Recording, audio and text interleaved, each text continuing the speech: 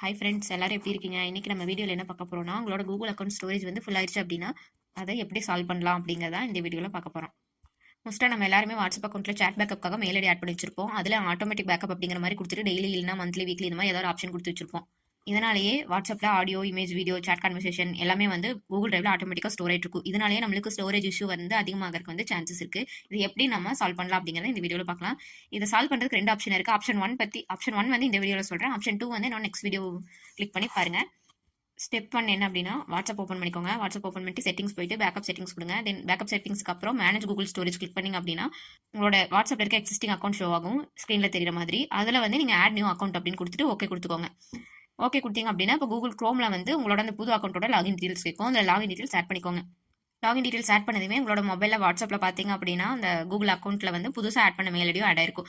அதுக்கப்புறம் நீங்கள் அந்த புது மெயில் ஐடியை செலக்ட் அக்கௌண்ட் கொடுத்துட்டு ஓகே கொடுத்துக்கோங்க. எகைன் இப்போ சேட்டுக்கு போய்க்கோங்க. சேட் கிளிக் பண்ணிட்டு சேட் பேக்கப் கொடுத்துக்கோங்க. இனிமேல் வர கன்வர்சேஷன்லாம் வந்து இப்போ நீங்கள் சேட் பேக்கப் கொடுக்கறனால உங்களோட புது அக்கௌண்ட்டில் தான் வந்து எல்லாமே ஸ்டோர் ஆகிட்டு இருக்கும். எக்ஸிஸ்டிங் அக்கௌண்ட்டில் வந்து உங்களுக்கு எந்த ஸ்டோரேஜும் நடக்காது.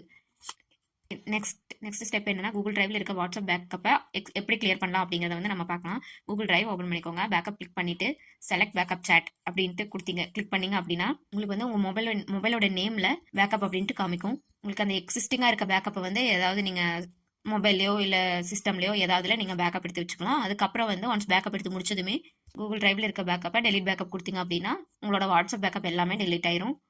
ஸோ இது நாள் வரைக்கும் உங்களோட வாட்ஸ்அப்பில் பேக்கப் ஆன எல்லாமே டெலிட் ஆனால உங்களுக்கு கூகுள் ஸ்டோரேஜில் இருக்க இஷ்யூ வந்து கம்மியாக இருக்கும்.